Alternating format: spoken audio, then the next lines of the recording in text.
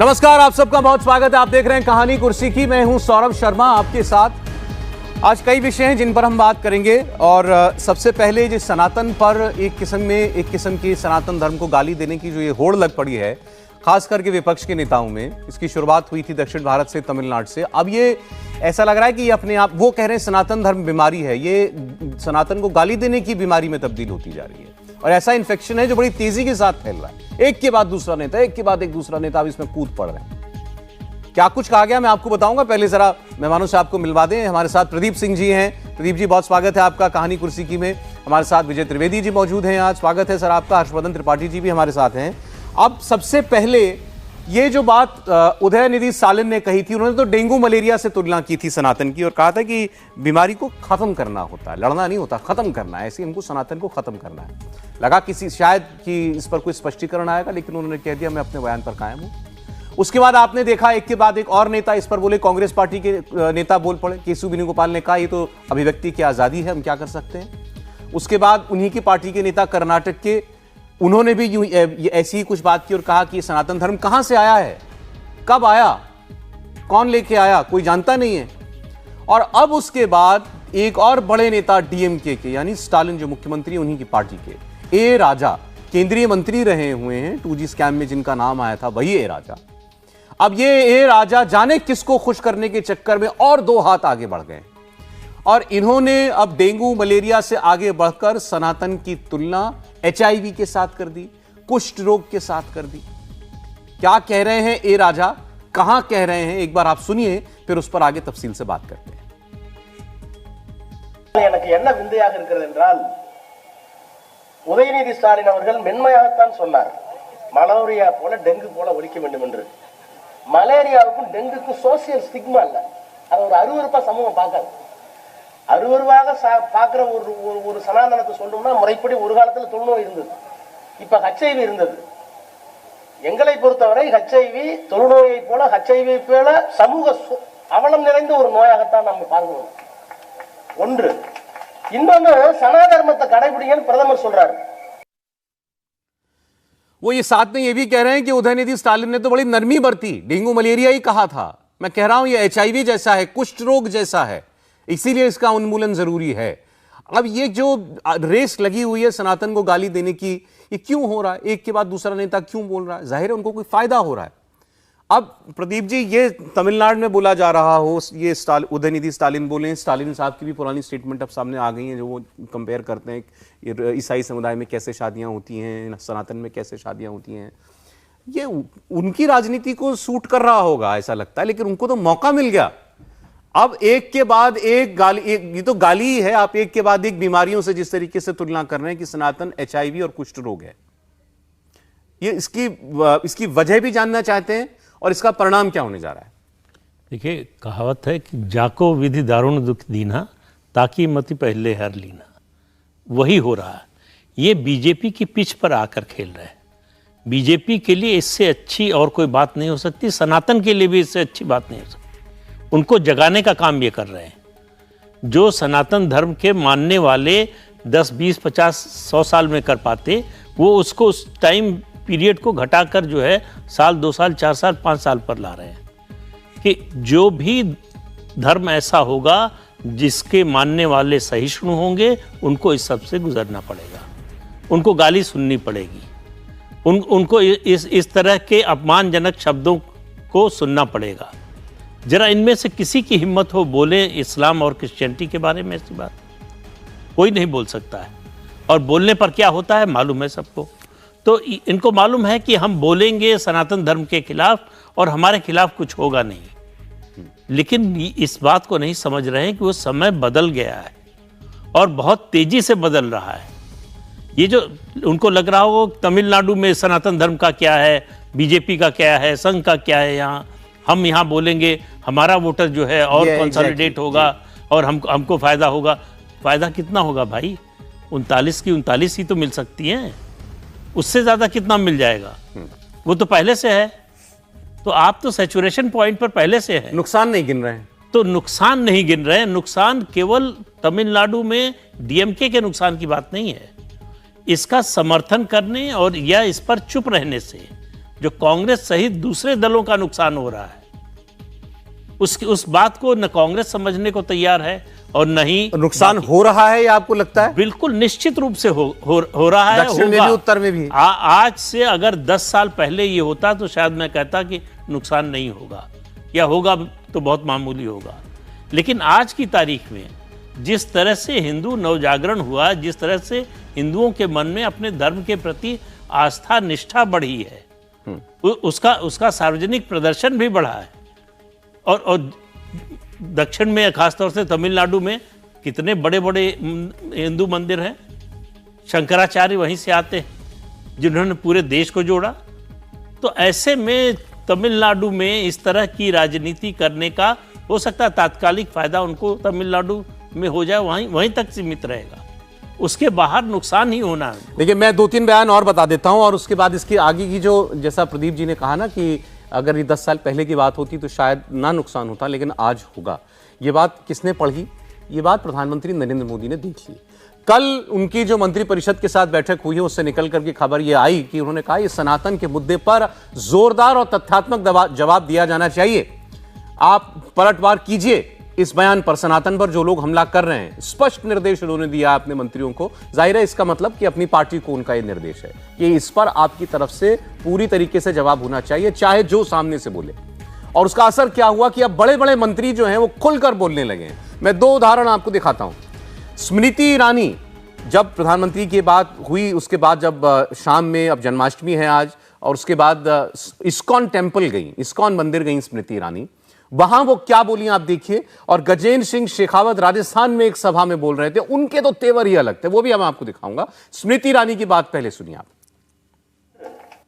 जिन लोगों ने सनातन धर्म को चुनौती दी है, उनके कानों तक हमारे स्वर पहुंचे कि जब तक एक एक भक्त इस पुण्य धरती पर जीवित है, तब तक कोई ऐसा नहीं जो धर्म को चुनौती दे, कोई ऐसा नहीं जो आस्था को चुनौती दे। आप सबसे पुनः आग्रह है कि जोर से बोलें, कृष्ण कन्हैया लाल की। हिंदुओं का दमन करके इस सनातन को मिटाने की चर्चा कर। ये खड़गे आज राजस्थान आए हुए, इन्हीं खड़गे साहब ने कहा था कि मोदी जीता तो सनातन मजबूत हो जाएगा और इस सनातन को हमको हराना है। तेरे बाप वहां से जो है खिलजी आए थे, गौरी आए थे, गजनवी आए थे, गुलाम आए थे, शक आए थे, हूण आए थे, कुषाण आए थे, यवन आए थे, तुर्क आए थे, अरब आए थे, खलीफा आए थे, औरंगजेब जैसे लोग भी आए थे।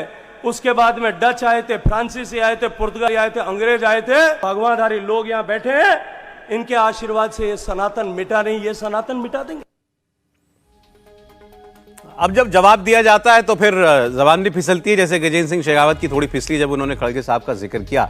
लेकिन तेवर आपने देख लिए, अब पूरी तरीके से बीजेपी मैदान में है और सनातन पर डटकर जवाब देने की तैयारी है। दूसरी तरफ से भी कोई पीछे नहीं हट रहा और यहां से अब जवाब आप सुन ही रहे हैं।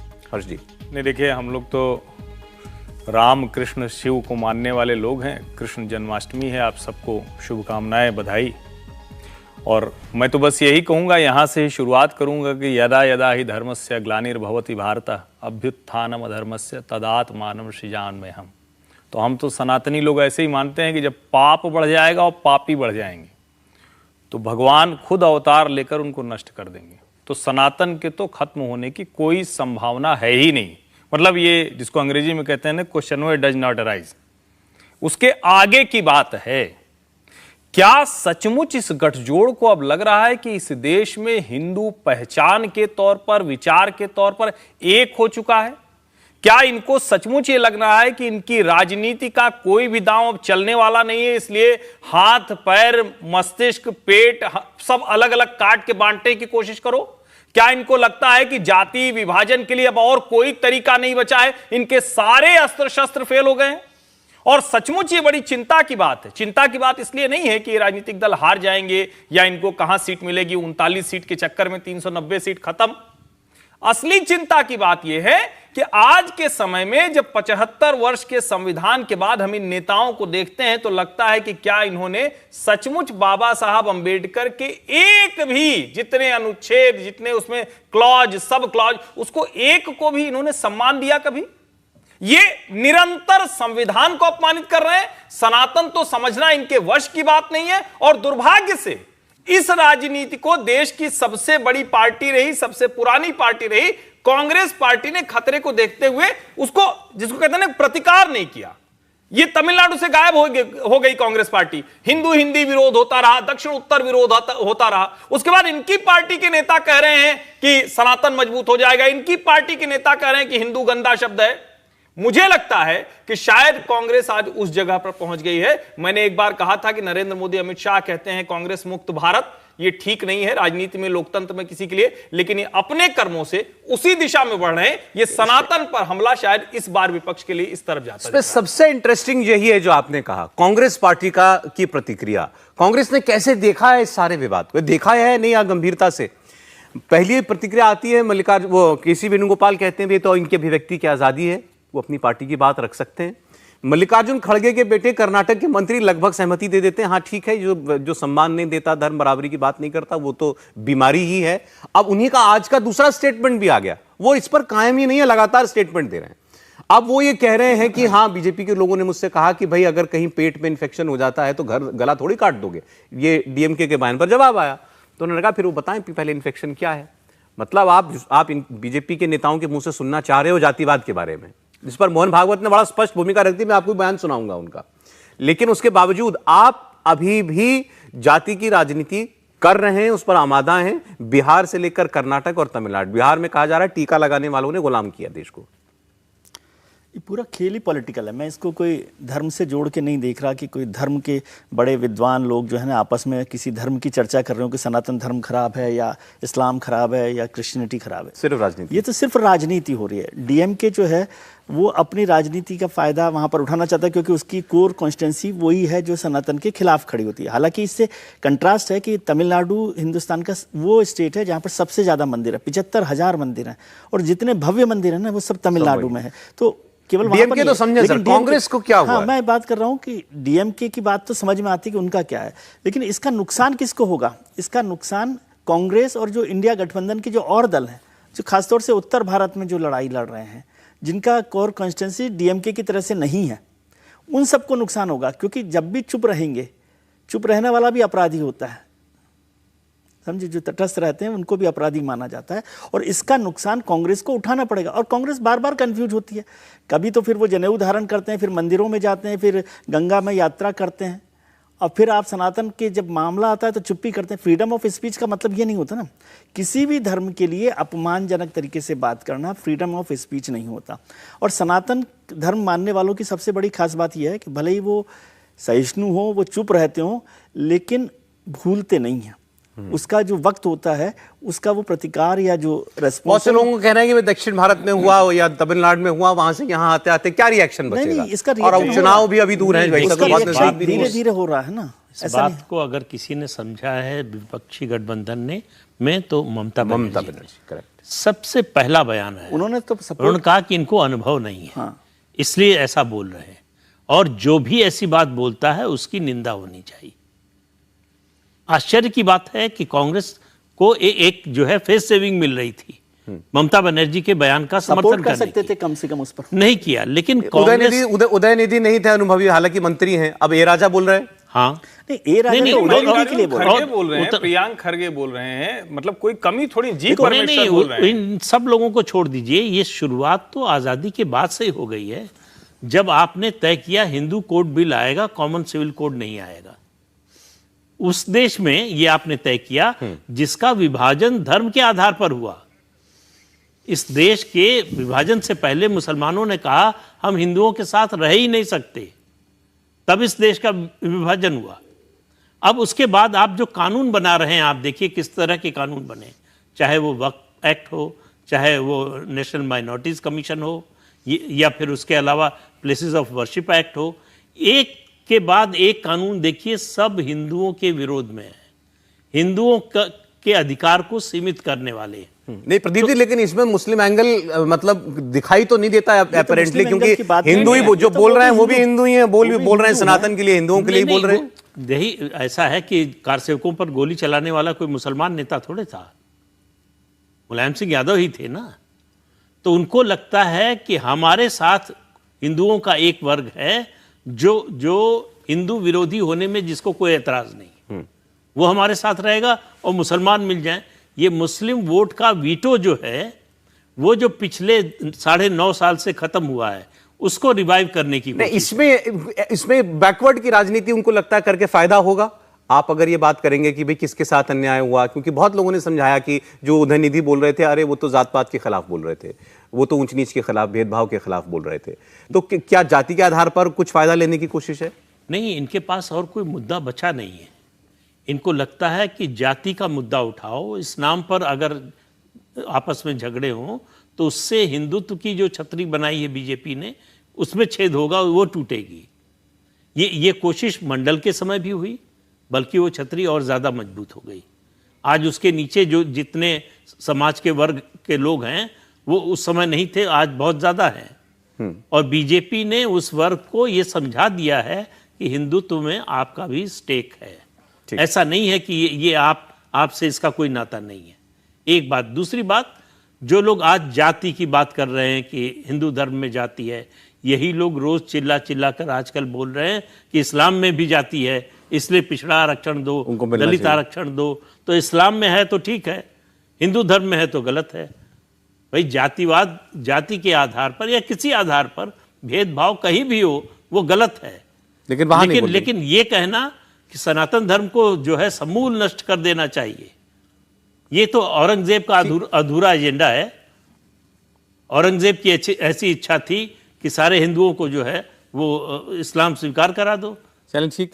इंडिया टीवी हर वक्त हर जगह डाउनलोड करने के लिए सर्च करें India TV news Google play store या ऐप स्टोर पर।